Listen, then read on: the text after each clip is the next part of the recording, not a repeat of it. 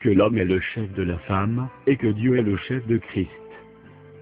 Tout homme qui prie ou qui prophétise, la tête couverte, déshonore son chef. Toute femme, au contraire, qui prie ou qui prophétise, la tête non voilée, déshonore son chef. C'est comme si elle était rasée.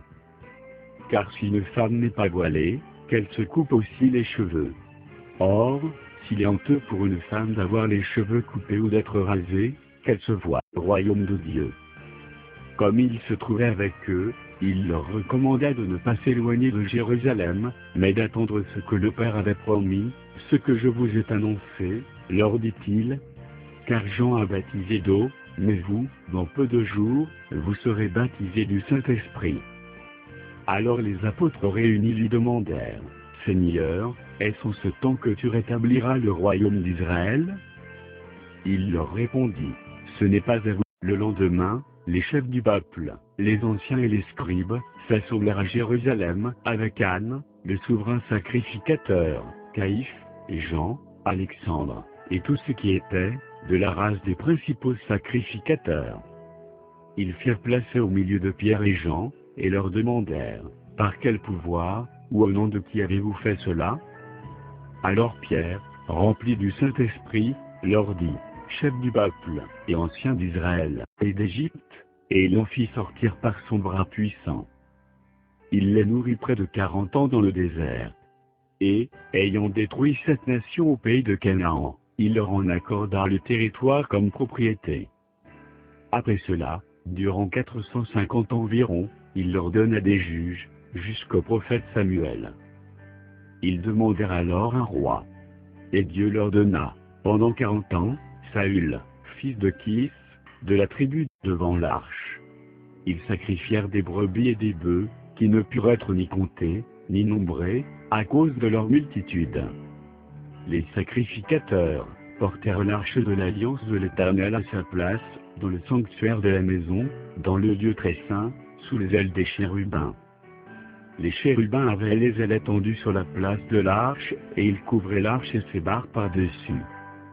On avait donné aux barres une longueur telle, que leurs extrémités se Dieu, n'exerceras-tu pas tes jugements sur eux? Car nous sommes sans force devant cette multitude nombreuse qui s'avance contre nous, et nous ne savons que faire, mais nos yeux sont sur toi. Tout Juda se tenait debout devant l'Éternel, avec leurs petits-enfants, leurs femmes et leurs fils. Alors l'Esprit de l'Éternel saisit au milieu de l'assemblée Jachaziel, fils de Zacharie, fils de Benaja, fils de Joël, fils de Mattania, lévite, allait au cœur de Jérusalem, et criait-lui que sa servitude est finie, que son iniquité est expiée, qu'elle a reçu de la main de l'Éternel au double de tous ses péchés. Une voix crie, préparez au désert le chemin de l'Éternel, aplanissez dans les lieux arides une route pour notre Dieu. Que toute vallée soit exaucée, que toute montagne et toute colline soient abaissées. Que les coteaux se changent en plaine, et les défilés étroits en vallons. Alors la gloire de l'Éternel sera révélée. 43. Ainsi parle maintenant l'Éternel, qui t'a créé, ô Jacob. Celui qui t'a formé, ô Israël. Ne crains rien, car je te rachète, je t'appelle par ton nom, tu as moi.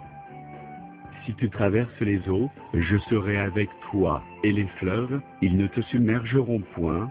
Si tu marches dans le feu, tu ne te brûleras pas, et la flamme ne t'embrasera pas. Car je prends, à cause de l'Éternel, qui est fidèle, du Saint d'Israël, qui t'a choisi. Ainsi parle l'Éternel, au temps de la grâce je t'exaucerai, et au jour du salut je te secourrai, je te garderai, et je t'établirai pour traiter alliance avec le peuple, pour relever le pays, et pour distribuer les héritages désolés, pour dire aux captifs, sortez. Et à ceux qui sont dans les ténèbres, paraissez. Ils paîtront sur les chemins, et ils trouveront, de Rotham, d'Achaz, d'Ézéchia, roi de Juda. Cieux, écoutez. Terre, prête l'oreille. Car l'Éternel parle. J'ai nourri et élevé des enfants, mais ils se sont révoltés contre moi. Le bœuf connaît son possesseur, et l'âne la crèche de son maître. Israël ne connaît rien, mon peuple n'a point d'intelligence. Malheur à la nation pécheresse. Nous espérons que vous avez apprécié cet aperçu. Pour continuer à écouter ce livre audio sur Google Play Livres, utilisez le lien dans la description de la vidéo.